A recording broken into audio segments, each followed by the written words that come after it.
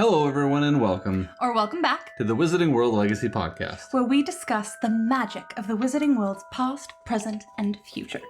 We're your hosts, Eric and Jasmine. And a few episodes back, we asked if you might be interested in a breakdown of some magical book moments that didn't quite make it into the movies. And the response? A resounding yes. Now, we've actually done something similar to this in the past with a characters missing from the movie series in some of our older episodes. I'll link those down below, but this particular episode or series is going to be a bit different. How so?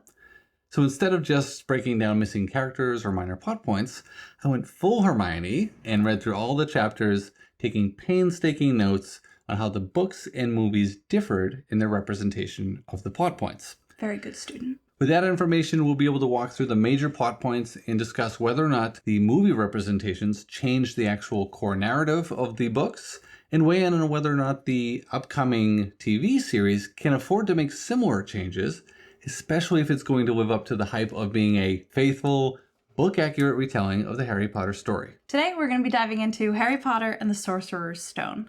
As the books get longer, each book may be split into 3, 9, 4, or even 394 different episodes.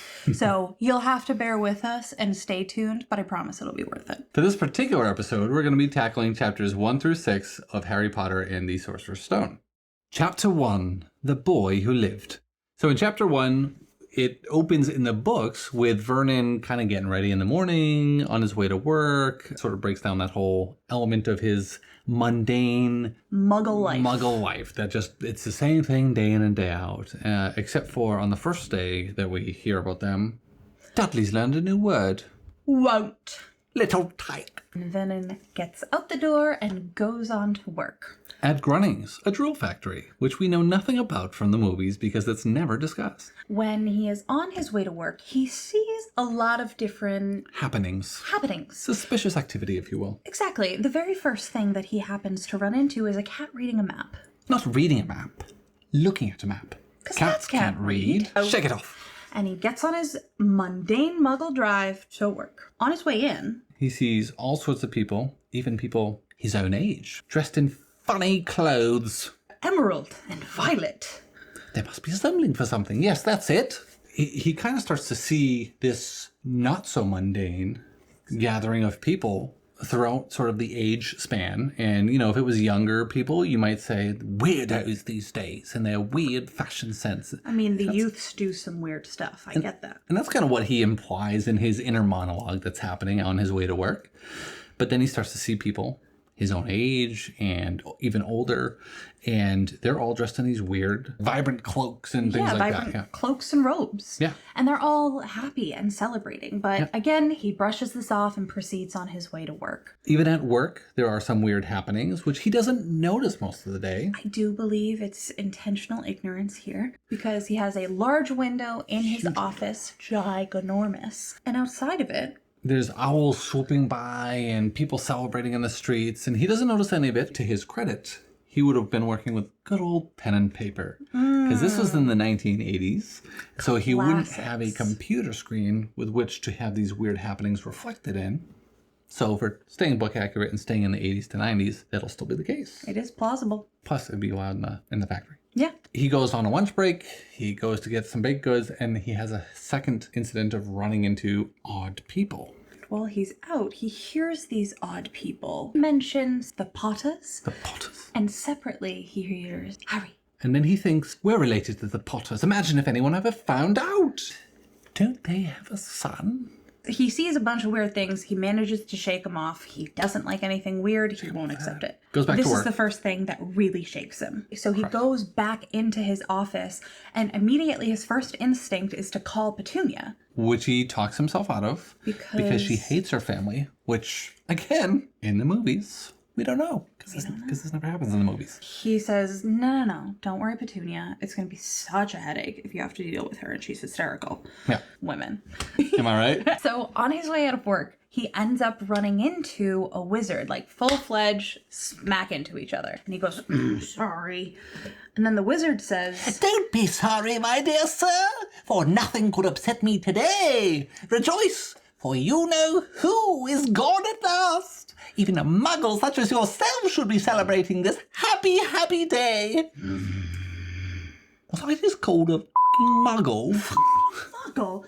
He gets back to the car park, drives himself home. Is really shaken up, but still is trying to like just keep it in. Don't talk to Petunia about it. She hates these people. And then he sees the cat again. Goes inside, watches the news, and starts saying to Petunia, funny things today, and kind of describes a little bit of what he sees. Holds off on saying anything about hearing the name Potters or Harry. And then he starts seeing stuff on the news. And on the Shooting news, stars in Kent, owls. Swooping over Yorkshire. If you think it's bonfire night, that's not till next Saturday, folks. The news is trying to explain why owls might be out during the day, why there's people reporting shooting stars everywhere. Yep. It's not making sense, and Vernon hears it and is just like, oh God, I have to ask Petunia. I think I know what this is. I think I know what's happening. And I'm dreading knowing what this is. So he asks Petunia, have you heard from your sister lately? Which is unusual for him to mention because they pretend that she doesn't have a sister. Only child syndrome. Yeah, or any family, really. Exactly. And so this starts kind of like this tense dialogue back and forth, which again, we don't get to see in the movies. And then he subtly goes, they have a son, don't they? They'll be around Dudley's age. What was his name again? Harold? Harry. Incredibly common name, if you ask me. And so then he sinks, full of dread, because he heard Harry. He heard the Potters. He's seeing all this magical stuff. He kind of like still plays it off a little bit, but kind of starts to say, I didn't know if all these weird happenings have to do with their sort. And she just kind of sips her tea through pursed lips, angry that this discussion is even taking place. And it draws this contrast between mundane, muggle, normal life to what is apparently massively different, which is the wizarding world. Anything but mundane. It's this vibrant world that is totally different. And the sort of juxtaposition of these bright and vibrant characters with this grumpy Londoner on his way to his work at Cronning's Drill Factory. You know, just his kind of like dour nature. He ends up going to bed. The scene ends with him just looking out the window, seeing if he can see anything odd. A few minutes later, Dumbledore shows up. And we basically pick up exactly where the films started. Yeah. Where they pick up at the films, they did a pretty good job with that opening scene. Pretty good job. I think Dumbledore could be a little more spectacular. Yeah, he was a little, he lacked the pizzazz, yes. I think that was described in the books, the colorful flourish. Yes, I think pizzazz is the perfect word. Yeah. Because I think the whole first chapter is, like Eric said, designed to demonstrate this juxtaposition. And so when Dumbledore comes in and he's not as, bright and quirky. And I think one of the limitations that we run into in the films was that, one, this is back when they were shooting on Panavision film, which while good, was still limited by the technology of the time. Fair. To capture a night scene with an obvious vibrance to the clothing that they're wearing, like really making it stand out while still making it kind of dark. Because the scene is supposed to be a little bit darker. Right, because it's nighttime. Because it's nighttime and they're trying to be secretive. Right. As is evidenced by the Putter Outer. The Deluminator. Later named the Deluminator. Yeah. So that scene was well done. Are there minor differences here and there? Sure, there is. Again, we see a little bit more colorful character, high buckled boots, all this kind of stuff. I was going to say, and I think that's a theme that we see throughout the movies, is that they don't necessarily make the magical world seem as spectacular as it seems in the books. I will say, throughout the first and second film, it was kind of praised for its sort of vibrant color and kind of upbeat look to it, kind of bringing that happy Wizarding World feel to it, which quickly took a nosedive into the gray, desaturated world of Voldemort. What do you think the implications of the differences between the movies and the film really were? What were the big implications to you? So one thing that we have definitely discussed here is that I had read a theory that Harry was a Horcrux, and that might have been why the Dursleys were so nasty. But by having this scene as the first scene in the movies, it really demonstrates to us that they were just not great people. Yeah, they were just awful. They already hated Petunia's family. And there is, if you go on Pottermore.com and you read some of the archive kind of writings that she had done about the different characters, there is backstory on why there was so much animosity, even beyond what's explained in the books. But just what's explained later in the books in terms of Vernon and Petunia's relationship with Harry and his mother is enough. And some of that is at least strongly hinted at here. Mm-hmm.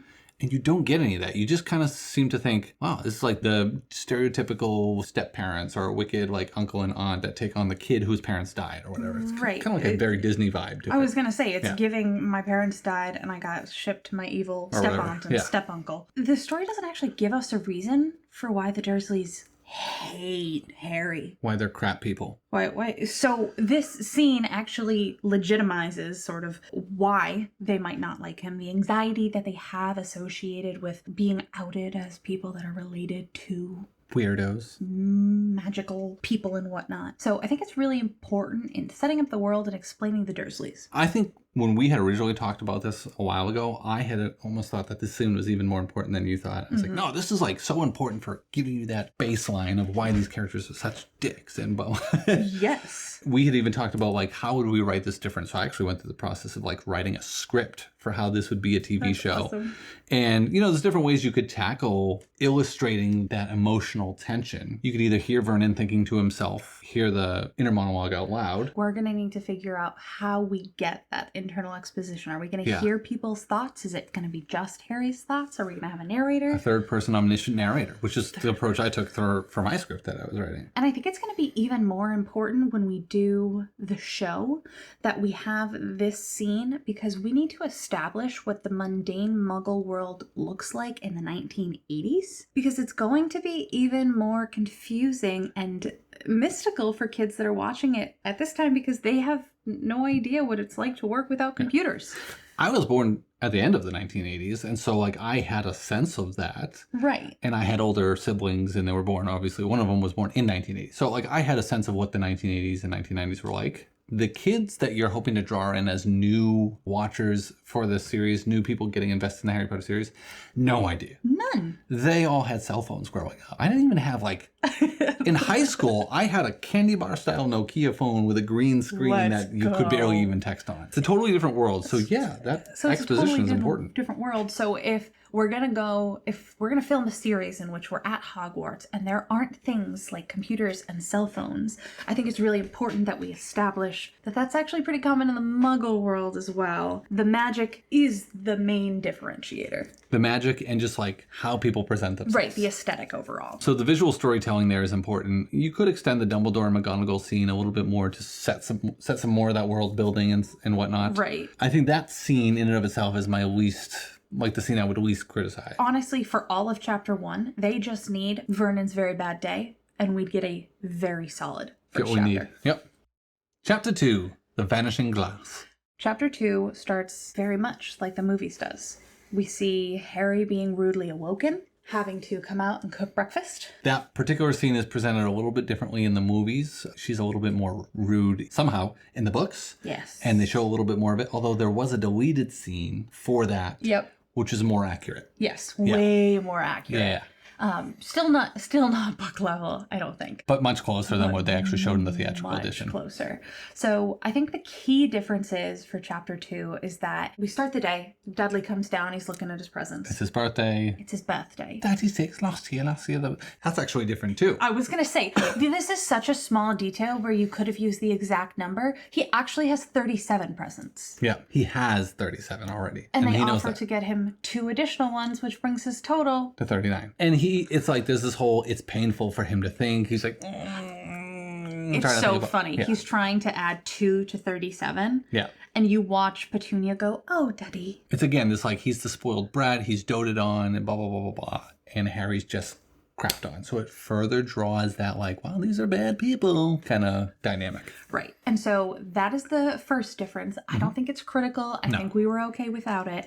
But then we hit the actual critical differences. First being, Dudley actually wasn't supposed to have to go to the zoo with Harry. No. He was supposed to go with his best mate. One of his gang members. Piers Polkiss, who we don't hear about at all. Right. He's not mentioned whatsoever. He just doesn't exist. And since Harry wasn't supposed to get to go, Harry was supposed to stay with Mrs. Fig. And Mrs. Fig is somebody we end up meeting in the series, but we don't meet her until the third, right? 3rd or 5th? 5th. Oh, we don't meet her to 5th. That's We don't meet her until the 5th book. In the books, by the way, we've met her multiple times before then. This would be the first time we meet her, and Mrs. Fig is the one who ends up coming along and saying, "Don't put away your wand, Harry. They might come back when the Dementors come." So they kind of already have this little Dumbledore spy, which is what she kind of is, in position. She's a squib. She's aware of the magical world. But it's a nice misdirect because she seems like this totally like muggle mundane character who broke her leg because she tripped over one of her cats. Right. That's why Harry can't go and stay with her. But you don't know that because you don't know at this point Mrs. Fig exists. So first, we're missing Pierce Polkus and Mrs. Fig. We miss a whole lot of sort of world building beyond that. And a whole lot of like character building. They keep trying to dump Harry off on anybody else so he doesn't ruin Duddy's special day. Theorize leaving him at home, but they He'd destroy the house, everything. burn it down. Maybe leave him in the car with the window cracked. Not my new car. I'm not doing that.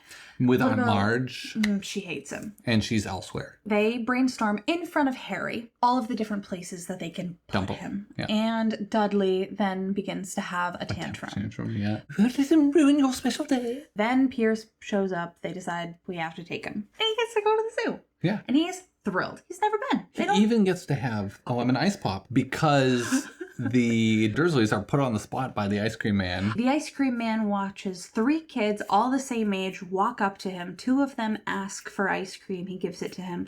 And absolutely absurd of the ice cream man to think the 3rd and final kid would also get an ice cream. So they're forced to get him just a lemon ice pop. And that is, the cheapest, worst option. But he's still absolutely thrilled to get it. because he would never get that. They go through the zoo, have a good time or whatever, and Harry he made sure to stay back, Yeah. walk far enough away so that Pierce and Dudley don't pick on him because they're known for doing that. They go get lunch. And when Yeah. they go get lunch, this is one of my favorite smaller details, but Dudley orders a Knickerbocker Glory, Yeah. which is an ice cream sundae. I just love the name of it. He complains to his dad. This is after they've eaten lunch, after they got ice cream the first time. And this is an entire dessert. Dudley complains that there's not enough ice cream in it. So his father orders him another Knickerbocker Glory. And so Harry gets to finish the one that he had started. And he's absolutely thrilled. They do eventually go to the reptile house, which we get to see in the movies, although in the movies they make it seem like that's the only place they ever went. Right. At the zoo.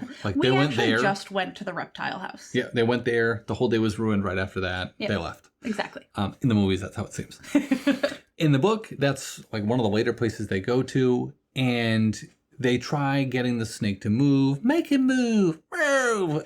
That's how they do it in the movie. Similarly portrayed in the book at first, and then he says it's boring and goes to walk away. Pierce Polkus is with them, and actually he is the one who sees Harry speaking to the snake. So it's not that the snake moves and Dudley notices it and goes running over and goes, "Look what he's doing," and shoves Harry out of the way. Pierce Polkus notices and is like, "Dudley, Mr. Dursley, come quick." And so they come running over, they look at it. Harry obviously had just been having a lovely conversation with the snake, is rudely interrupted, and his magic manifests, but it's very different than how it is in the movies. Yeah. The glass just vanishes, and it doesn't come back and trap Dudley in. No, it does not. A funny take, but not how it happens in the books. When that happens, the snake gets out. Everyone is chaotic. Everyone's running around. Dudley doesn't just fall in and go, mommy. Which I was thinking, I was watching it the other day. He obviously wouldn't have done that if Pierce Polkus was there, because he wouldn't have looked like a little crybaby in front of one of his gang members. So they actually get taken to the zoo director's office after that. And the zoo director gives them tea and is like, "But the glass." Where did the glass go? It's not shattered. It's just isn't there. Gone. Which I do believe is a little bit more magical to other people. This is another thing that gets explained in all this exposition that has happened up to this point. Anytime something stressful or anxiety-provoking or upsetting happens to Harry, these Weird things had happened that were just not explainable, but that really worked in his favor. but he got blamed for, even though there was no rationale for why would you blame him? He didn't do anything or couldn't have done anything because, he's just a kid. Exactly. So there's this one time where Petunia gives him a haircut and she cuts his hair all the way down. It looks absolutely terrible and he's mortified. He's so worried about how it's going to look when he goes to school tomorrow, and then wakes up the next morning and it's back to how it was before it was cut. Identically. There was a sweater of Dudley's that he didn't want to wear. It was hideous, and he knew he was going to look like wearing elephant skin. It shrank, and then it shrank more, and then it shrank more, and he couldn't even get over his head, and Petunia said it must have shrank in the wash. So that one he got away with. Yes. The wildest one was when... He's being chased by... Dudley's gang. And he says he went to hide behind a trash bin, but when he went to jump behind the trash bin, somehow he ended up on top of the school. How about on the roof? Exactly. But he must have apparated, obviously, there without knowing it. And he got in trouble for being up on the school. It's like, well, how did he get up there? Right? It doesn't explain that there was like some pipe that he should meet up. He just was there. So that's kind of like some exposition that we miss out on. But again, this glass just disappears. It's just not there. It's not broken. It doesn't come back. It's not like some weird thing where Dudley could have gotten in somehow by being an idiot. It's just gone. And he gets blamed for it. There's also some consistencies with like what we actually see. So in the movies, he is a Burmese python. Mm-hmm. He asks him, have you ever something about like seeing Burma or whatever? Yeah. And it says he was bred in captivity. But he's actually a boa constrictor. I forget where. I think Brazil. And he says, thanks, amigo. Brazil, here I come. There's other little inconsistencies which are cute and would be very easy to leave in the show. Right. They would be wicked easy to include. I think with this one, the biggest things that should be included are make sure we include a mention to Mrs. Fig, make sure we include Pierce Polkus, the conversation about trying to get rid of Harry. You know, the things like the lemon ice pop, the Knickerbocker glory, those would be great to include, but I don't think they're critical to the plot. Not critical, but they kind of show the resent that they have for doing anything that could be perceived as nice for Harry. I'd like it included, but it's not critical to the plot. So I think that would be helpful. And again, I still have the question, how are we going to get these internal expositions? Is it going to be this third-person omniscient narrator? The best way in those instances would be little flashback moments. Okay. It could be Harry at the age that we see him, because it could be like, this recently happened, so you don't need to like de-age him or anything. It could be little flashback moments of him suddenly like appearing up on top of the school, of him like trying to get a shirt on and it just shrinks and shrinks and shrinks and he can't get it on. Yeah. Of him getting his hair cut and the next morning he wakes up and he's like, my hair's growing back. So I think those are pretty easy, very quick little beats that they could throw in there. Those don't have to take more than like 10 seconds a piece. Agreed. Obviously, filming takes more of that, and that's more to allocate the budget towards, but in terms of screen time, literally 10 seconds a piece. What do you think the importance is of the differences in this area add up to? How important is it? I think it's important to mention Mrs. Fig particularly, but beyond that, I think Mrs. Fig, I always was upset about Pierce Polkus not being involved, but Mrs. Fig and the hints of magical manifestations, I think those are both very important. I don't think that we hear enough about sort of how students really start to show their magical abilities early on. 4 out of 5 importance on this one. Yeah, I think that's accurate. Chapter 3, The Letters from No One.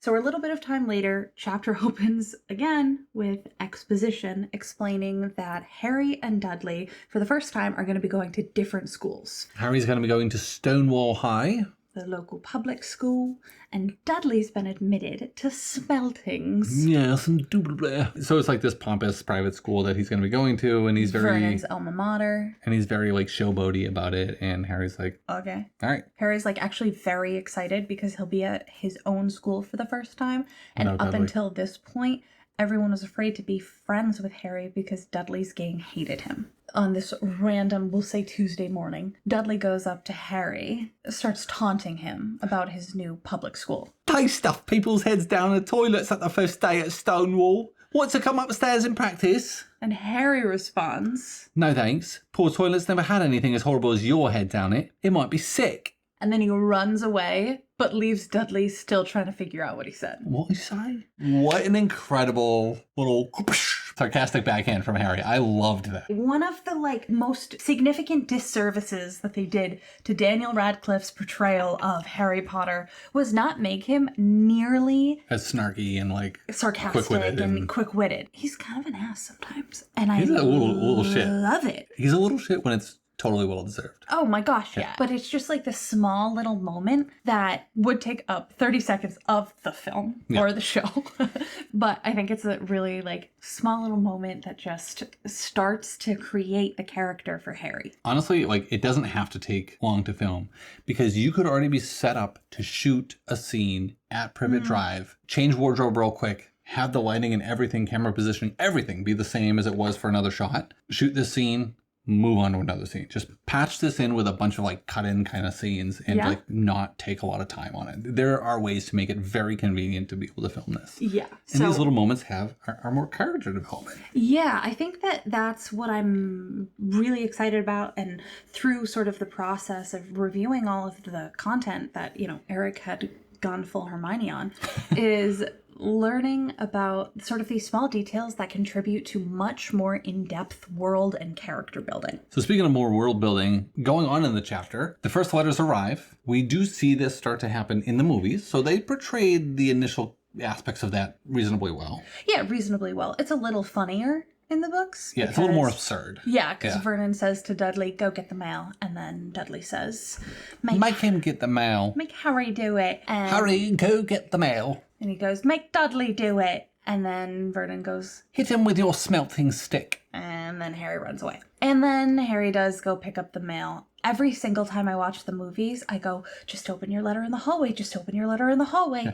You never get mail. Why would you be so stupid, Harry? Right. And this is more character building because there are plenty of times in the book when he does stupid stuff. That's what I'm saying. And I think it helps us as the older viewer to remember, well, he is 11. He is 11. 11-year-olds don't think things through. I have an 11-year-old. I can tell you that's definitely true. 100% true. I think they portrayed it reasonably well. Even in the movies, you're thinking, just open it now. Oh, every time I watch it, I'm always disappointed.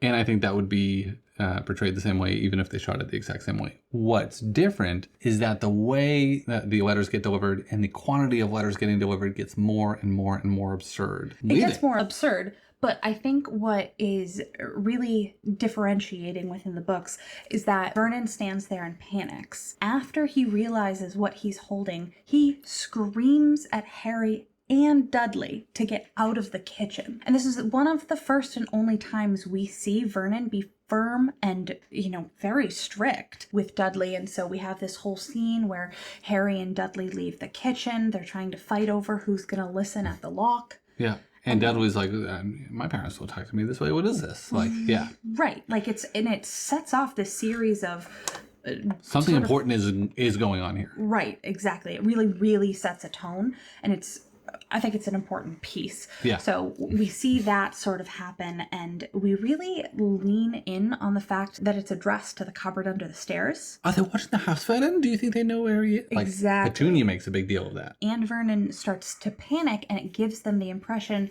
that they're being watched, which contributes to why Daddy might go mad. He starts getting very, very anxious about all this. They end up giving him Dudley's second bedroom. Vernon, completely out of character, walks into Harry's cupboard one day and says, "You're too big for this. You're moving upstairs." Yeah. Meanwhile, Dudley's throwing an absolute tantrum because the second bedroom is where he keeps all his toys. What is he gonna do? Even starts hitting Vernon with his smelting stick. So that builds this sense of tension and anxiety that's different than just the meanness from the Dursleys to Harry. It's like, all right, there's something more going on, and normal people wouldn't flip out about a little kid getting a letter from like a school. In the movies, it progresses to being a bit absurd in how many letters and stuff like that they're getting. But in the movies, it kind of ends with, "We're going away, far away, but they can't find us." And that's when all the letters come through the fireplace and all that stuff. Right, the house blows up basically with letters. Yeah. And then they go. That's in the movies. In the books, they start getting all these letters, and they see another letter addressed to Harry in the upstairs smallest bedroom. Exactly, because he gets the smallest bedroom. Yeah. So the next day, they get the next letter. It says addressed to the second bedroom. Obviously, everyone panics. So that night, Vernon decides to sleep on the floor in front of the mail slot so that he could make sure that he's there to address the mailman directly to tell him to stop delivering these letters. Yeah. Harry tries to creep down so he can get the letter before anybody else. Steps on something squishy. It's Vernon's face. It's his face. It's bad. He gets, punished for that. He's told to go back to his cupboard. No, back to your bedroom. Then it sets off this series of unfortunate events. Psychotic events, really. Yes. And so I think it's also important that in the books we see Vernon intentionally takes time off of work. So I don't think that's clear in the movies about the level of impact that this stress and obsession is having on the family. We start to see him really kind of psychologically unravel. He's just devolving. And then it becomes this flight from Privet Drive where they end up, grab your essentials, get in the car, we're leaving. They leave with with almost nothing. Almost nothing. And Dudley tries to take a TV, a gaming setup. Vernon screams at him, tells him to leave it, and throws everyone in the car. They drive off. They drive into a field, like a farm field, and he gets out and looks around. They drive into a car park, and he gets out and looks around. He's going to all these random freaking places. Yeah, I think they go to a plowed field, a suspension bridge. Stops in the middle of a suspension bridge. Just stops. Gets out of the car and looks around. Eventually, they do end up at a hotel. They get to the hotel, and then the next morning, they have all these letters addressed to a Mr. H. Potter. Harry tries to get the letters, and then Vernon, basically bats him away, and he takes the letters, and then A little bellhop dude comes up to them at the table while they're having breakfast. with a ton of letters. With a ton of letters. Does he burn them, or they just leave? They just leave. So they leave. They're driving around like crazy again, and then he parks somewhere, leaves the family in the car. He's gone for a while. Comes back with this long brown paper bag kind of thing. We find out what that is later. And it's important throughout this that we see Dudley freaking out the whole time. He's upset. He wants his gaming system. He wants to be able to watch his shows. The Great Humberto is on. I was going to say, I have never seen a younger middle-aged woman who is more obsessed with her TV programming. You could usually count on Dudley to know what day of the week is because of his television programs. He ends up driving him to this place, and he says, this fine gentleman has agreed to rent us his boat in order to get out to this cottage on the rock. And so cottage is kind. Yeah, oh yeah. And so it's a hut on the rock. Yeah. And so they take this boat. It's actively storming. They're in the ocean. All four of them get in a small boat. And they drive across, and they get onto the slippery rocks. They're fumbling their way up to this hut. It's a 2-room hut with a fireplace. He's risking his family's lives. Yeah. They have a fireplace to keep warm, but nothing to burn. Sure wish we had some of those letters now. Vernon tries to make a joke. Doesn't go super well. No. The only food they bring is 4 bananas and 4 bags of crisps. Yep, they end last up there. trying to burn the Crisp bags. And that's when he makes the joke about the letters. You can tell he's going crazy because he made a joke. The scene ends very much the same way that the films end, with Harry on the ground, Dudley is sleeping on the couch, and Harry is drawing himself a little birthday cake, counting down the seconds. And it ends, and the next chapter begins with a bang. How did you feel about the very different presentation of the psychological turmoil that Vernon is going through? So the hard thing is, I think that this could be one of the best scenes in the movies. Certainly one of the funniest for us. Exactly. Yeah. This is one of the absolute funniest, but I don't think it was ridiculously critical. They were able to cut it down in the movies, and they sort of kept it short. I do think it would have been better in a world building sort of way to demonstrate the hysteria associated with this. I think it makes the next chapter feel more important. That's fair. It makes the next chapter feel more important because of how much emphasis is put on the change in the emotional well-being of the Dursley family in response to this sort of upending but seemingly insignificant event to most people. Yeah, right? No, that very much agreed. Honestly, if we think about it as sort of a precursor to Shocking to the Dursleys, but without the hysteria that is chapter 3, it doesn't hit as hard. So I think making a better representation of the flight from Privet Drive, I think it would be fun. It would make for good and entertaining TV, but it does have that emotional impact on the next chapter too, which we'll get into now. Chapter 4, Keeper of the Keys. This chapter, like we said, it opens with a bang. And that is Rubeus Hagrid, Keeper of Keys and Grounds at Hogwarts, banging down the door of the hut on the rock. The first one, Harry is startled and thinks is a lightning clap or something like that. Right, because again, it's storming. And then the second one is just he knocks it clean off the hinges. That does happen in the books. So I think that's relatively well represented. Sorry, I should say in the movies. That happens in the movies. There is a point in the movies where Vernon says, "You are breaking and entering, and I demand you leave at once," and points a gun at him. Now, he doesn't say, "Budge up, Dursley, you old prune," and fold it up. He actually takes the gun out of his hands and makes him just so insignificant in that moment. He ties it into a knot. And then throws it in the corner. If you think just for 2 seconds from Vernon's perspective, he is the man of the house. All he's trying to do is protect his family. And this giant, literal half giant of a man walks into your house, picks up your gun, and ties it in a knot. And the significance, I think, of the knot tying goes beyond just the strongman Right. syndrome, right? Like, it's not just that this dude is strong. There was something abnormal about being able to literally tie a gun into a knot. Right. Right? It shouldn't even bend that way. No, So that in and of itself is a little bit magical. Necessary? No. but also Entertaining? entertaining. Yeah. But necessary? Also yes, because it's not that different. Yeah, I mean, it's similar enough where you could argue it's definitely necessary. I was going to say it's 6 seconds. There's also some differences in like the dialogue and the exchange between all the characters involved in the scene. And so in the movies, they make it seem like he confuses Dudley for Harry. That doesn't happen. Literally never happens. Bit further along in the middle than I expected. No, literally never happens. First of all, way to call Harry fat. Right. And second of all, doesn't happen. Doesn't happen. And third of all, like, you're kind of a big dude too, Hagrid, so let's not call the kettle black. Yourself. And then there's all these other kind of like silly little things that happens. He's got like the sausages in his pockets, which is like, you're just eating sausages from your pocket? I think my favorite thing is that he busts down the door and he goes, couldn't make us a spot of tea, could ya? I'll take you something stronger. If you've got it. If you're somewhat stronger, and then Vernon goes on his little rant, and Hagrid's like, okay, I need to tie this gun in a knot. Then he's like, okay, no one's going to make me tea. Let me pull out a teapot and sausages and a poker. And I'm going to like make fire. Yeah, I'm going to literally make fire because these idiots don't have fire. And I'm going to make dinner. That's what's first and foremost important. I'm not going to introduce myself. I'm not saying hello to anyone. I need me some pocket sausages. Exactly. Pocket sausages.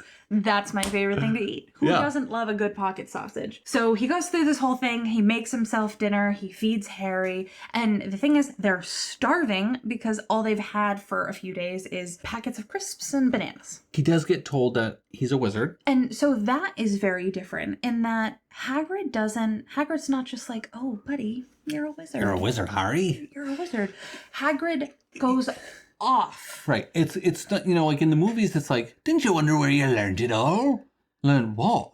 You're a wizard, Harry. Right. I've got this nice secret for you, Harry. Right. No. I was emotionally prepared to tell you this today. He wasn't prepared to have to be the one who told him because, didn't you get your letter? Dumbledore had left a letter explaining all of this to the Dursleys, who were then supposed to explain it to Harry. And there's this big fight, verbal, thank God for the Dursleys, verbal altercation between Hagrid and the Dursleys that we really don't, it's extremely minimized in the movies.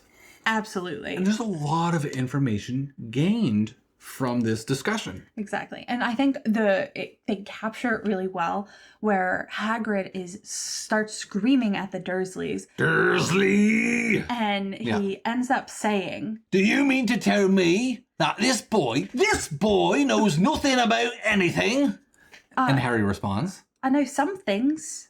I can do math and stuff. Maths. I can do maths and stuff. Yeah, so little Harry's sitting here like, quiet. Yeah. So he's like, not stupid. So he thinks he's just being called an idiot because he has no idea what the hell's going on. He's still wicked confused. And Hagrid's freaking out. The Dursleys know. Hagrid is literally screaming. This giant man is screaming at these people, and Harry's like, what the bloody hell's going on? I was going to say, I'd be shaking in my boots. We've gone from pocket sausages to this man screaming at my aunt and uncle, which I'm not mad about. Right, I'm not upset. That conflict gives us a lot of background information about Harry, who he is, who his parents were, where he fits in the world, why all these strange things happen around him. It's not like, ever have something happen while you're mad or angry? It's not this like gentle moment like we see in the films. This is like a, dude, you were already supposed to know all this. I'm literally supposed to be here, get your bags, let's go, we got stuff to do. I got a flight to catch. This kid doesn't even know that the wizarding world is a thing. It's like in the movies, they kind of frame it as like, oh, buddy, you're adopted. Kind of, yeah. And we didn't want to, but you're adopted and you're garbage. But in the films, it is, buddy, you're actually the Prince of Egypt. And I'm pissed that you don't know. You mean in the books? Yes, in the books. Yeah, I apologize. in the books it's like that, yeah. In the books. It's just so much bigger. And so they have sort of this big row. Obviously, the Dursleys are like, don't tell him. That he tells him. Yeah. And eventually it results in Dudley, Vernon, and Petunia. Dudley with his tail. Because that does happen. Although we get another funny line about, meant to turn him into a pig, but I suppose he was so much like one, there wasn't much else to do. Sorry about that. The tail never comes back in the movies. It does come back in the book. I was going to say. We'll get into it. Definitely comes back. But they end up going into the separate room, and Harry and Hagrid actually stay the night at the hut. Harry's left alone with this stranger. Right. In the other room. Ginormous stranger walks in. Which is not off-brand, I guess, for the Dursleys, because they don't really care about Harry's well-being. No, that's fair. But still weird. Yeah, Harry's probably a little off-put. Learns all of this shocking information. But about the his parents, how they died. And then he pulls an owl out of his pocket, and he's like, I gotta let Dumbledore know I've got Harry. And Harry's like, oh, there's an owl in your pocket. So we immediately start building this wizarding world for Harry right there on the rock. That ends up with him kipping under Hagrid's giant moleskin coat that seemed to be made of nothing but pockets. Kind of ends with them like falling asleep. And then the next morning, there's an owl that is delivering the Daily Prophet to Hagrid. That starts the next chapter though, right? Does it? I think that starts the next chapter. Because I think when I was originally doing the breakdown, I had been so invested in just like listening to the book That's fair. that I forgot to break that chapter. So that chapter basically ends there. He like falls asleep, and then the next morning he wakes up thinking it was just a dream. Oh, and that yes, starts the next chapter. How important do you think the discrepancies on this chapter were? Again, it's not going to change the plot, but I definitely think that we need a whole lot more information. How the overall interaction takes place in the movies was pretty well done. Yeah. Especially because, this is like, it's kind of like is a kid's movie. You're kind of assuming people around 11 years of age are watching and reading this. But I think the lack of sort of storytelling and backstory about Harry's family and what really happened, that I think was a big missed opportunity. So more of that. And does it feel like we keep saying, give us more exposition, which most people, like cinematographers, hate exposition. It's like, show, don't tell. Find a way to show it then. That's fine. Do flashbacks if you want to do it. I don't care how you do it. I do think that the exposition in this case is important because, again, it's the world building that builds the foundation for everything that comes later. I was going to say, we're investing billions of dollars in this. Make it I do happen. believe it's your job to figure it out. Chapter 5, Diagon Alley. So the next morning, they wake up and an owl shows up to deliver the Daily Prophet to Hagrid. And then he starts poking around Hagrid's jacket. The owl does, yeah. He wants pain. Reach in the pocket. And Harry's like, okay, I'm going to pay an owl. And so he reaches into Hagrid's pocket and he pulls out these weird coins. And he tells him about the difference between sickles, knuts, and galleons. And he tells him how many sickles and knuts. They're the brown ones. The brown ones. Yeah. So he tells them kind of about wizard money for the first time. Interesting. They have their own money. Exactly. They have their own money. Harry is pulling these random coins out of a giant's jacket and putting them in the pouch on an owl's leg. That's kind of casually how he wakes up in the morning. Harry eventually, or Hagrid eventually wakes up, has another pocket sausage. I think it's one of the ones he cooked the night before, too. Oh my god, yes. Leftover pocket sausages. So weird. Let's go. And these people don't get GI illnesses. This is so weird. It's magic. And then he says, we've got a busy day planned. And so he's going to be taking him to get all of his magical supplies because he read the letter at this point that tells him all the things that he's going to need for school and where to get them. We do get to read like the full letter in the books. And we know all the supplies he needs and the very specifics of it, which we'll get in momentarily. And he's going to take him to go get those supplies. And so they leave the rock. They take the boat. I don't actually know how the Dursleys end up getting back. I don't either. And I love that. I love that they're just stuck there. And it's not like they have a cell phone to call for help. Nope.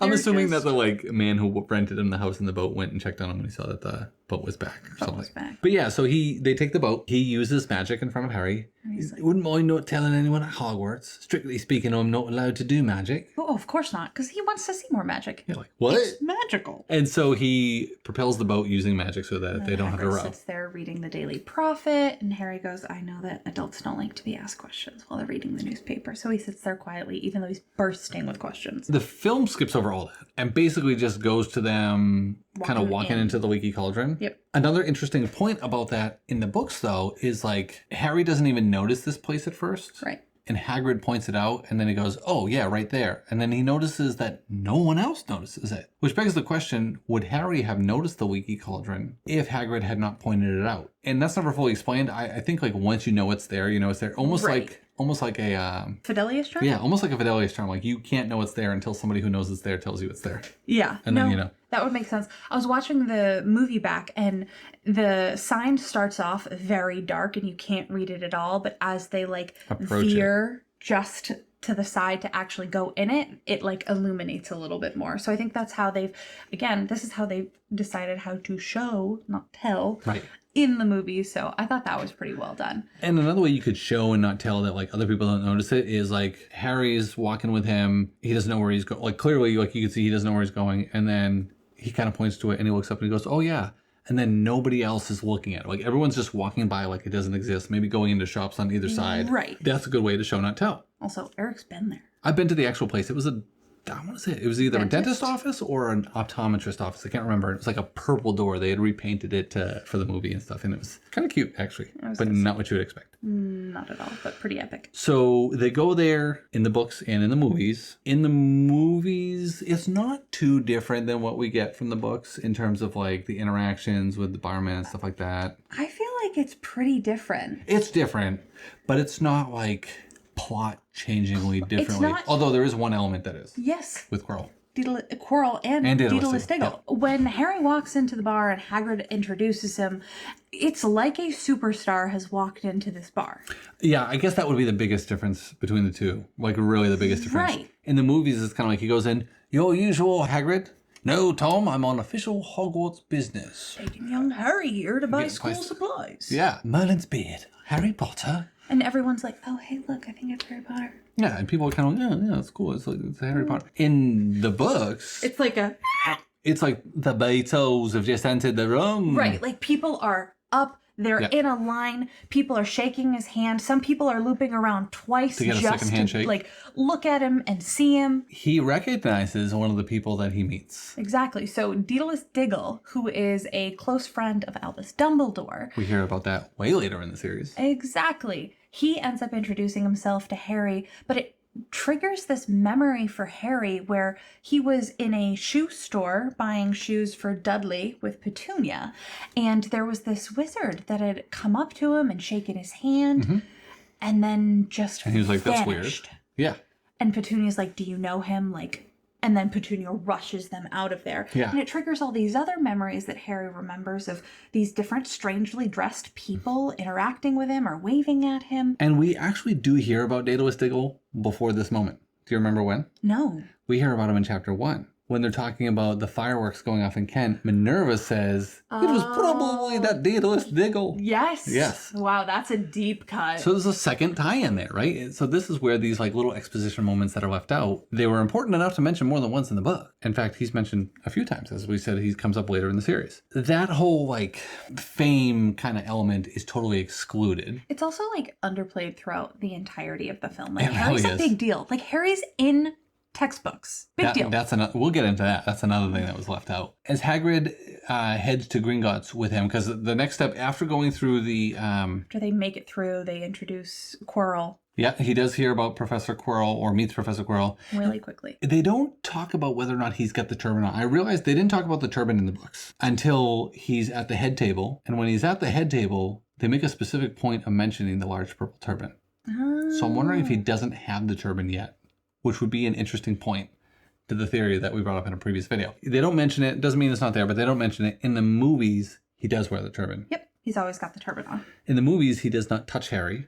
In the books, he shakes his hand, which is an important detail because he can't touch him later in the series. We went on through that in this previous episode. Yeah, so when we talked about the casting of Quirrell, check out that video if you want to hear more about that. So the next step, they finally leave the Leaky Cauldron after everyone has had, their 2 minutes with this incredibly famous person, and they're walking to Gringotts. Well, they get into Diagon Alley, and one of the first things we notice is that they see all these amazing wizarding shops. Right. And I think, it's kind of cool how it's presented in the movies. We get this like sort of craning down shot. We see Hagrid and Harry walking next to each other. Hagrid seems bigger than everybody, which is good. And we see all the shops, but we don't really see all the shops. We just see people packed into kind of like an alleyway of like stores. I was going to say, like it's pretty packed into an alleyway, and all of the colors are still pretty... fairly muted. For yeah. this bright wizarding world. Yes. I think that is something that could be more like I want vibrant to feel different. Yeah, it needs to feel like we have entered an entirely different world. Dimension. And not just because people are wearing pointed wizard hats and there's owls flying around. That's great, but like it's got to feel as different as it's described in the books. Right. So there are colorful cloaks and all that stuff. Colorful cloaks. There's just like shop decor. And I was watching the movies.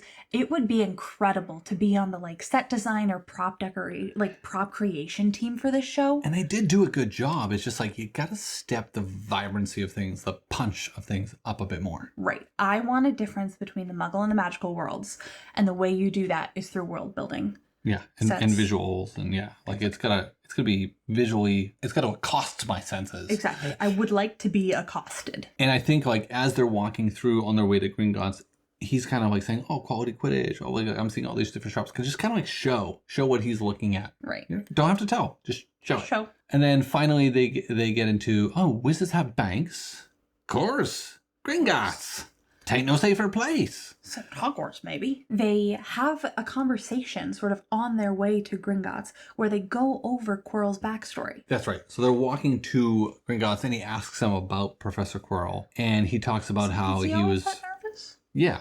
And he talks about how he was a great student, but he wanted to get basically some real world knowledge. So he ended up going out to Albania, ran into some hags and vampires and blah, blah, blah, blah, blah. And he's been kind of nervous ever since. So that kind of implies this change in personal character that seemed to be after he goes to Albania. And as we've talked about before, we know what happens while he's in Albania, although you don't yet in the story. During this walk to Gringotts, we also cover the fact that they wanted Dumbledore as minister. Yep. And we sort of get an inkling into what the public perception of Cornelius Fudge for minister is. Yeah, that people don't really like him, that he's a bumbler. Exactly. He's a bumbler who writes little love notes to Dumbledore saying, "What should I do? Help me, Dumbledore." So it's, again, that world building, but provides a lot of that helpful context. Yeah. That conversation right there, I do think is important. Yeah, the Quirrell and Fudge conversation, I think, is critical. So then we get to Gringotts. Yes.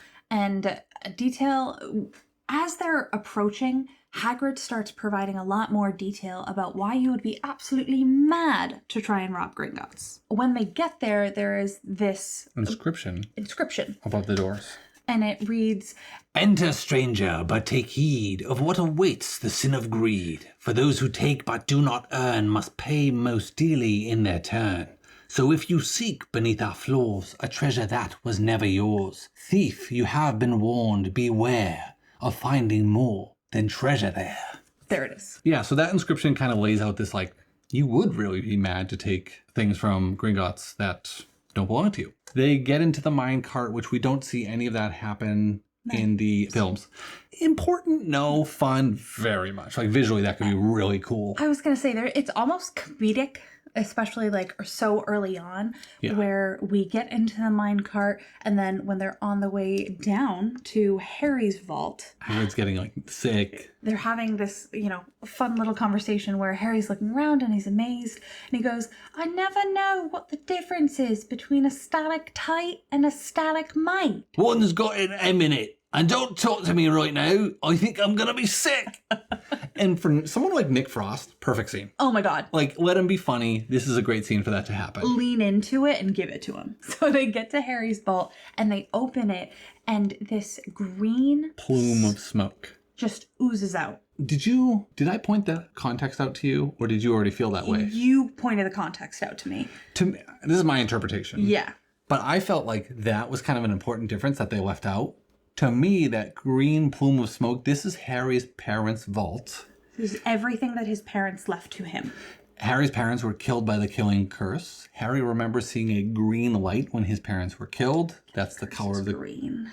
Color of the killing curse. And so it's this is the first time this vault has been opened since Harry's parents died. It's like the remnants of the killing curse against his parents kind of magically leaving the vault, and now ownership is transferring to Harry, and it's now his. Right. I think visually that's kind of if you understand it and if you interpret it that way, it's kind of like a little hit to the gut. Right. And it's a small little thing that I very much think could be done. Yeah, that Harry doesn't get, but we could. After that, they go down and they get the Philosopher's Stone, exactly. Which he doesn't know what it is. Much deeper. It's this tiny little vault. It's not opened with a key. The goblin has to put his hand on there and open it, and explains, "If anyone else but a Gringotts goblin had tried that, they would be sucked in and trapped." Harry asks, how often do you check down here? every 10 years. So you'd be dead. have a good time. Further imposing this, like, not a good idea to rob the bank. After that, they go on to get the rest of Harry's things. One of the next, I guess, major plot scenes that we see is Harry goes to Madame Malkin's robes for all wizarding occasions. And he meets this boy with blonde hair and a pompous attitude. And a drawl. And he's getting fitted for robes. He's also getting fitted for Hogwarts robes. And they do make a point of saying, Hogwarts, dear. And then Harry goes and gets sized and fitted. And you've got these cool measuring tapes that are measuring themselves. And like everything's happening without the witch or wizard physically doing anything. Without Madame Malkin. He gets into this discussion, or Draco gets into a discussion with him. I was going to say, Draco monologues to Harry. About things like Quidditch, Hogwarts houses, blood wines, all these different things. And they're just like, for Harry, they're such like, I don't know the word, like, I don't know, it would suck to be Harry in that circumstance, because Malfoy's like, oh, what house are you going to be in? Oh, you don't know anything about houses. Yeah. Do you know what position in Quidditch you'd play? And for some of it, he kind of like gets away with it at first. Right. Because he's like, oh, I suppose none of us really know our houses until we're sorted, do we? Sorry, that's the Jim Dale version of Jim Dale version.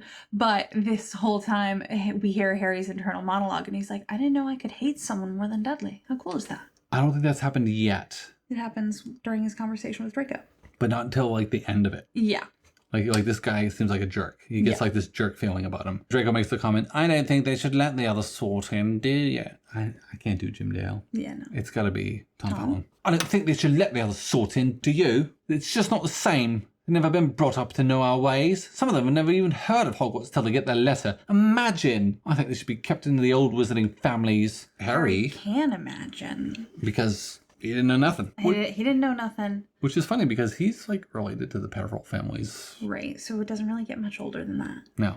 Draco also makes a comment of like, oh my god, look at that oaf out there. And he's talking about Hagrid. So he just like, Draco during this conversation steps in like every hole you can step in without actually knowing it. Or caring. Or caring. Yeah. Foot and mouth syndrome. Right. Really, really big deal for him. Yes. I think that aspect is probably like of all these things, there's quite a few things in here that were important. This chapter is a pretty heavy discrepancy chapter. Yes. I think the Draco discrepancy was pretty important. Yeah, I think it might be the most important.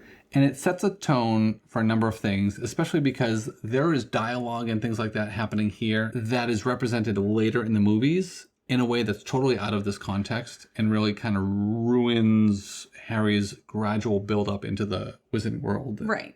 His interpretation of like how things aren't all so different from the Muggle world, but they are at the same time quite different. So yeah. I think that for this chapter, one of the biggest differences is the Draco one.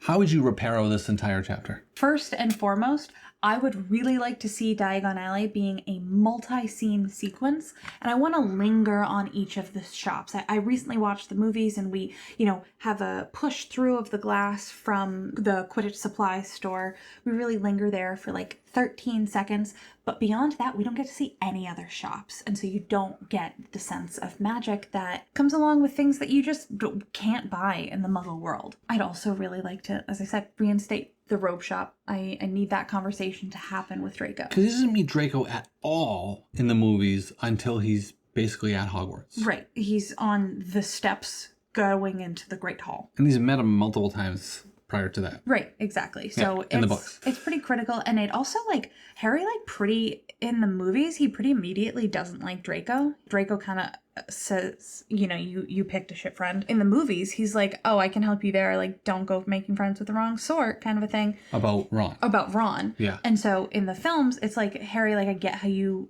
might not like Draco, but it also seems that he's super I don't know, it seems like a bit extreme without the buildup that we get in the books. Does that make sense? Yeah, largely because I can help you there. That whole scene was done totally differently in the books too. There's other aspects that you had pointed out that I thought were great, showing things like the red and gold sparks shooting out of the wand that becomes important because of Harry's eventual signature spell, which is the Expelliarmus, mixed with the fact that he has those gold flames that come out later when the twin cores unite. the exposition about the twin cores is a little bit more in depth. Like Ollivander does more explaining, and Ollivander's ridiculously deep understanding about essentially the emotion of wands, I think is again more good lore and story building. So I think that's important. I also think that Harry and Hagrid going back into the Muggle world from the Wizarding world that we see at the end of this is important, because he's got like, everything's so cool. This is great. I mean, look at this Wizarding world. I'm a wizard. Look at all these things. I get to do all these things. And he's like, oh, I've got to go back with the Dursleys. Must all be fake. Like, I can't be a wizard. I'm just Harry. Just Harry. It's also really funny, though, to, like, watch him and Hagrid try and take a snowy owl and a trunk full of wizarding gear. But it's not funny. That's the thing about how the scene is represented in the books. It's not funny at all. Harry is walking like an empty shell because of all the news that he got from Hagrid during this whole thing about his family. I guess it's more funny when they're talking about how Hagrid took Muggle transportation into Diagon Alley and he's on, like, the T, and we see how... So everything that happens should be funny. Got you. The emotional contrast that's created is that, like, you know, they're carrying all these funny wrapped packages, right. A snowy owl, there's a giant with a little boy, like, getting on the Muggle train, and Hagrid doesn't even understand Muggle money, and how you got like there's all these things that should be kind of comical, but they're not, because despite all this amazingness that happens to Harry in one day, right, it's then, you know, juxtaposed with like, I don't get it. Why am I famous? Why are my parents dead? Why did nobody tell me I'm a wizard? How could I even be like? He's so overwhelmed by everything. He's 11. This is a lot. Yeah. For an 11-year-old to deal with in 24 hours. It's especially crazy. One that has been abused and... Yeah, like it should already have psychological trauma, quite frankly. For sure. Yeah, so it's like, it's this somber scene in the setting of what should be kind of funny and fun. So I think that could be better shown, because we kind of gloss over that completely in the movies. We don't go back to Privet Drive in the movies. Yeah, not really. I think I think that's another one where there's a deleted scene asking about like, platform 9 3/4. They must not have built it yet, kind of thing, which is actually fully fleshed out in the books, but... I was going to say, in the movies, in the actual, like, original, not extended cuts, they not go extended. Immediately to King's Cross. So, that brings us to our next chapter.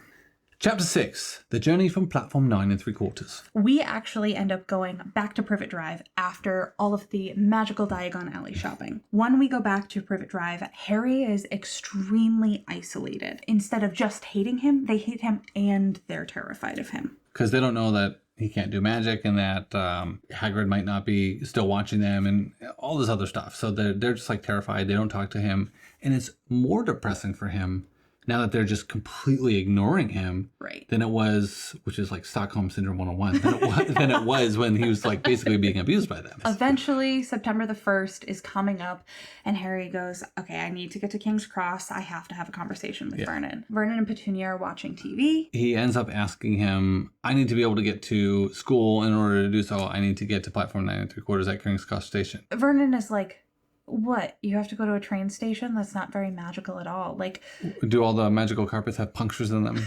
Yeah. So it kind of craps so he's on mocking him. And Harry's like, oh, I don't know much. I just know that my ticket says platform 9 3/4. And he goes, what? Don't talk rubbish. There's no such thing as platform 9 3/4. Well, I don't know. That's just what my ticket says. If you think about it, he was always going to take Harry to platform 9 3/4, because this giant folded up a gun right in front of him into a knot, and like... Yeah. They know that they're being watched. Yep. So he was always going to bring him, but this gave Vernon the out. All right, we were going up to London anyway to get Dudley's tail removed. Doesn't come up at all in the movies, right? Like, he's got to get his tail chopped off. And he's had the tail the whole time. That's a weird thing to have to explain to a doctor. Yeah. I would love that conversation as an outtake. But actually is not an unknown medical phenomenon. There are people who have been born with pig-like tails. Where they've had to be removed. Anyway, so... Love that factoid. So he uses this as like an excuse to mock Harry, because there's not going to be a platform 9 3/4, and we're going up there anyway, so it's not even a waste of a trip. I get to bring Dudley to the doctors, and I get to make you look like a fool. So they get to King's Cross Station. And very uncharacteristically, Vernon gets out of the car, is helping Harry load his... Helps him bring his luggage cart up to them. There's platform 9. There's platform 10. It seems your platform hasn't been built yet. It should be right there in the middle. Bye. Have a good time, and walks away. Abandons an 11-year-old child in a public train station. Are you mad? So Harry's obviously feeling distraught. He already thinks that, you know, the entire Wizarding world might be made up. Yeah, somebody just played this cruel prank on him. So he's looking around. He's asked the ticket attendant multiple times who, where's platform 9 3/4? Where's the train leaving at 11? There is no platform 9 3/4. You're trying to have a laugh. There is no train leaving at 11. Stop being a time waster, and dismisses him and just walks away. Right. So now he's panicking. Like, this isn't a real thing. I'm trapped at this train station. With all of this. With all these ridiculous things, like an owl in a cage. An owl that's big enough to take down a deer. Right. Why am I here? And then Harry hears something. Now what platform is it again? 9 3/4, ma'am. Oh, he's packed with muggles. Blah, blah. Actually, she doesn't say the packed with muggles thing. And wait, does she? I think she's making some muggle. She says a couple of things that makes him go, oh my god, this is like who I'm looking for. Oh, yeah. I think she does say something about muggles. Packed with muggles, yeah. And then that's how Harry is like, oh, muggles. Listen. And then she says platform 9 3/4. Now, we've talked about how we think that this is probably a setup and she was meant to say this aloud because she's got 7 kids. She's on the 6th one going to the school. Right. She's done this a time or two. Yeah. And so he ends up meeting the Weasleys. They kind of direct him on how to get through the platform. It's done a little bit differently in the books versus the movies, but not so much so that it changes the plot in any meaningful way. Right. Up to that point. Exactly. So we see Harry sort of get through the platform, and then he's trying to tug his what's the thing called? His trunk. He's trying to tug his trunk onto the train and get it up into, where you have to put it. Yeah, into the luggage compartment. And then some twins come up to him and help him. And they figure out, I think they see he wipes the sweat off his brow. And they go, oh my goodness, are you Harry Potter? Like, call him out on being Harry Potter because of the scar. Right. They see it. And he says yes. And they end up going off and saying to the mother, you won't believe who we just met. And Harry he wipes his head. They say, oh my god, are you Harry Potter? And he's like, yeah, I am. And then at that moment, Molly goes, Fred, George. Yeah, she calls them over. They go over to her. They rush over. They have this whole conversation with Percy about being a perfect prefect. Harry's on the train, but the windows are open, so he can overhear them talking about him and saying, you won't believe who we met on the train. Then they start saying, like, they want to ask about his scar. I forbid you to ask him. Like, he needs reminding of that on his first day at school and, like, all this, yeah. And she just starts immediately doting on him. Like, immediately she was like, being oh my mother. gosh, no wonder he was so polite when he asked me for instructions. Yeah. Oh, poor dear. He was, no wonder he was alone. He was ever so polite. Yeah, she starts being Mother Weasley. Yeah, as she is. Mummy Weasley. And Fred goes, never mind that. Do you think he remembers what who looks like? And she responds, I forbid you to ask him, Fred. No, don't you dare. As though he needs reminding of that on his first day at school. So again, there's that motherly component to it. I can't wait to see Catherine Parkinson. Oh my gosh. Yeah, I was rereading that in the book, and I can hear her. Yeah. After that, Ron does get onto the train. He ends up in the same compartment. Everywhere else is full. Is this department free? You mind if I join you, basically? And then he ends up asking, are you really Harry Potter? And he goes, yes. And that scene... I mean, it's a little different. I mean, Fred and George are there. And so... I think the big difference there is Fred and George kind of break that ice about him being... For Ron and Harry. Fred and George end up, introducing Ron. As my little brother Ron. Yep.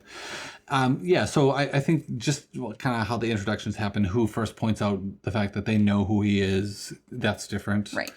And other than that, that aspect of the scene is not so dissimilar that it in any way meaningfully changes the plot. Other than it makes it clear that he is known in the Wizarding world. Right.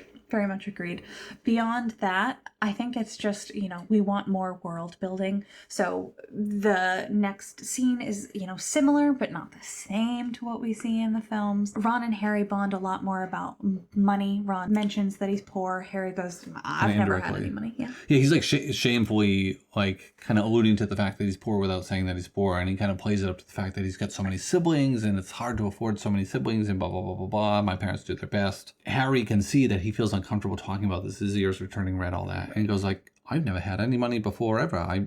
never even gotten presents or any of these things, and tries to make him feel better about his situation, which is like immediately he's already being a good friend and he's already trying to like build up the confidence of somebody else and relating to his plight, if you will. And it's like Harry's first real opportunity to make a friend, and he wants it so bad, so he's just like the sweetest. He ends up getting all the snacks from the trolley, which will take the lot. Gets a bit of everything and decides to share them with Ron, who's got his roast beef sandwiches, offers some to Harry, and Harry's like, you can have whatever you want. Yeah. Like I've Pop never off, King. had a chance to share before. We end up having them sort of go through all of the candy, and at that point, Harry opens his chocolate frog. The difference in the books is that he reads the chocolate frog, and he still gets Dumbledore, but one of the key components with the chocolate frog is that it mentions that Dumbledore worked with Nicholas Flamel to create the Sorcerer's Stone, and that is something that we see later in the movies, and I think that's a plot point. Incredibly relevant to the plot. Yes. And is completely left out. They did have a deleted scene, which I did not recall correctly until today when Jasmine pointed it out to me. They actually have a deleted cutscene where they're in the Great Hall talking about Ron playing with his chocolate frog cards, and then he reads something about Nicholas Flamel. So I guess it helps, although they never even included it in the extended edition. Right. I guess it helps tie in Nicholas Flamel. I knew that name from somewhere, but not how it happened, and still not shown in the movies, even though they filmed it. Please film it correctly and show it. Just include it. It just doesn't make sense. Like you jump from A to B without A ever existing in the movies. You film him opening it and looking at the card. You can't film him reading 30. Just flip it over. 3 facts. Yeah, flip it over and read the few facts. The other characters that he ends up meeting first are Neville and Hermione. Neville pops in first, looking for Trevor. Hermione pops in first, asking about, have you seen a frog? Neville comes in after with Hermione.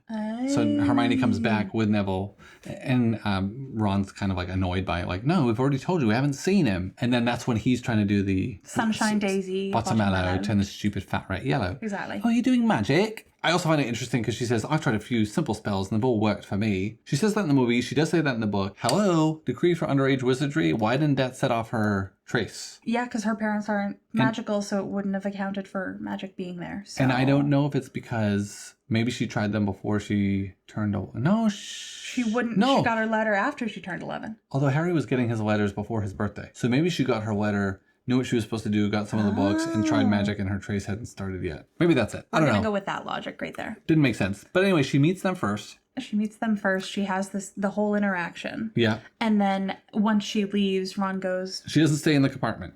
Right. That's important. And Neville's with her, which she's not in the movies. Leaves. Ron's like, God, I hope I'm not in the same house as she's in. He learns more about Ron's family, Bill and Charlie Weasley. Because Harry asks, like, what do you do when you leave Hogwarts? Yeah, like what does a job look like as a wizard? So he talks about Bill being a curse breaker for Gringotts. And then we learn about Charlie. We learn about Charlie in the films anyway, but we never really learn about Bill's job. Charlie is more important in the books than in the films. We find out like Harry becomes like a Quidditch player, and Charlie was a Quidditch player, and that plays into another plot point in the movies later that we don't get to see. We also hear about him meeting another pivotal character for the second time. I guess so, not meeting, but this character comes back in, and we have some significant Draco. dialogue. Yes, Draco. Draco, yes. Yeah. So naturally, Draco comes in with his cronies. Is it true they're talking all up and down the train that Harry Potter has come to Hogwarts? And he's in this compartment. Important because this is the entire stairwell scene. And it's actually on the train. And it's actually on the train. So this happens and sets up the tone and the tension between Draco and Harry before they even get to school. It builds to more because Crabbe and Goyle are also involved. Mm-hmm. They're flanking him, which they are in the movies, to be fair, but they're flanking him in the car, blocking the doorway for Ron and Harry to get out. How do I get people to flank me? You don't. I just think it would be pretty epic if I just casually had people just like their natural inclination was to flank me. You're the flanker. Good though. Okay, actually, such a good point. I'm going to hit you right now. No, for real, mess with me. Anyway. He kind of comes in, and then the dialogue is actually pretty similar. Mm-hmm, I'm Malfoy, Draco Malfoy, and introduces himself. Ron sniggers at his name. Thinks my name's funny, do you? I need to ask your name. Red hair, hand-me-down robe. Must be a Weasley. And then he goes on to say, my father tells me that all you Weasleys have red hair and have too many children to afford. Yes. Yeah, so it makes a comment about him being poor, which to this point we already know is a very sore subject for Ron. Well, Ron gets pissed off and says, like, say that to me again or whatever. And then They tell them to leave. Well, they tell them to leave. Okay. And he says, I don't think we want to. You see, we're hungry, but we've eaten all of our food, and it seems you still have plenty. And so they're going to like take their food. And is it Crab or Goyle? I think Goyle goes to reach. I think it's Goyle. For some of their food. And Scabbers bites his hand and is stuck on his finger, and he's like flicking him around to try to get him off, and he eventually flips him off and makes some ratatouille against the window. And he's basically knocked out, and then they run out, and then he picks him up and he goes, oh my God, he's not knocked out, he's back asleep.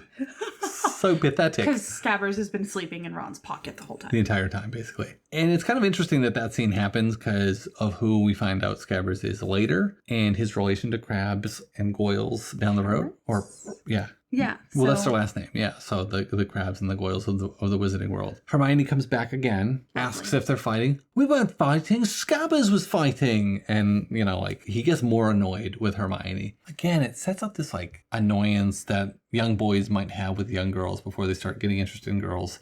They're like, just go away. I'm trying to meet my new friend Harry and like become best mates because he's famous and I want to be friends with a famous person. And she's like continuing to bother them, boss them around, tell them to put on your school robes. We're going to be getting there soon. And that helps build the dynamic later when they're kind of like, when Ron's very dismissive of her and doesn't like her and kind of says something mean that she overhears, which we'll get into later. They then arrive at Hogwarts. The film did an okay job. I think more because of the soundtrack really kind of builds the grandiosity of Hogwarts the first time you see it. But in the film, it's basically like they get at Hogwarts. It's sort of a tilt upwards, like a craning tilt upwards to Hogwarts. It's like, wow, it's this big, beautiful castle on a lake. It's cool. It looks grand and amazing and magical. And the soundtrack was perfect. John Williams, good man. Oh, yeah. But it's even bigger and grander and more magical in the movie because they arrive at platform 9 3/4. Harry bumps into somebody he knows already. First years this way. And they follow down this narrow path, which is important because like I think in the movies, you're kind of led to believe that like the train basically lets off at Hogwarts. Yep. And then you just go boop. And you're at Hogwarts. It doesn't. It lets off in a town. In the movies, you feel like you go immediately from train to little boat, immediately to Hogwarts. You're in a town, the only wizarding town, Hogsmeade, at Hogsmeade Station, and you have to go through this narrow winding path that ends up bringing you down to the Black Lake. And Harry gets in these boats that are seemingly self-guided across the water, the very still waters, which is a contrast to what we see the following year, to the castle. And they go through this curtain of ivy into this underground harbor, which is like so cool. And then they walk up this stone staircase. But before they get up the stone staircase, Hagrid finds Neville's toad and says, like, is this yours? Finds Trevor. Don't lose him again. And they go up the stone staircase and Hagrid knocks on this giant oak door. You can't really make a more grand entrance. And it's super cool because like they're going up this big stone staircase. I'm like, when I pictured this in my head, I'm like, all right, they're in a cave. Yes. Like this is a big cave with all these stones coming down and torches. Say, there's torches on the wall. There's this giant wooden door, massive, because the giant has to be able to walk right through it. Right. And it's doom, doom, doom on the door in this stone cavern, and then we see it's open. Minerva McGonagall. That could be such a cool scene to film and to see, and kind of, I think that would be a perfect breaking point in the show to the next episode. Oh my gosh, like a little cliffhanger right there. It's like boom, boom, and then on the third knock, boom, fades to black. End of episode. That's epic. Yeah. That's how I see that in my head. We're actually going to take over writing. Yeah, we got this. We're good. We got this. Thank you. I did literally write the first episode. Yeah, it's just because we're better. Not officially, but it should be. You rated this out of 5 stars of importance, a 5. You have to introduce Nicholas Flamel. It's a major plot point. That is the most important and pivotal plot. Pivotal. I still messed it up. Pivotal plot point that is excluded, but I do think there are other things that really help keep this up at a 5. Very much so. The conversation about Draco, they did it differently, but there was no need to, right? You were already filming all these scenes on the train. Just film it there. Right. Film it correctly. The Nicholas Flamel, again, most important thing. I think the little thing about Scabbers biting one of the other Death Eater's kids, important because of who Scabbers ends up being. And I think just kind of like building that dynamic between like Ron and Harry and Hermione. Like Hermione's like this outsider, even though she's got more in common with Harry than Ron does, kind of. Yes. Just like from coming from the Muggle world and all that kind of stuff. And I feel like that right there really demonstrates sort of how much they don't really like each other. And when they do become friends, they've overcome even sort of a greater distance. And it's not even like, it's not Harry's doing that they're not friends, but he certainly doesn't do anything to stick up for her, which becomes uncharacteristic for Harry. One of his kind of hallmarks is that he does stand up for people. That makes them being willing to go out of their way, or at least Harry's being willing to say, no, we kind of put her in this position. Let's go make sure she's safe when the troll comes. More important. That all is important. By far, the most important plot point there is the Nicholas Flamel introduction. Absolutely. And as Chapter 6 draws to a close, sadly, so too must this episode. Join us next time for chapters 7 through 12 of Harry Potter and the Philosopher's Stone. Until next time, keep your wands at the ready. And stay magical. Finite.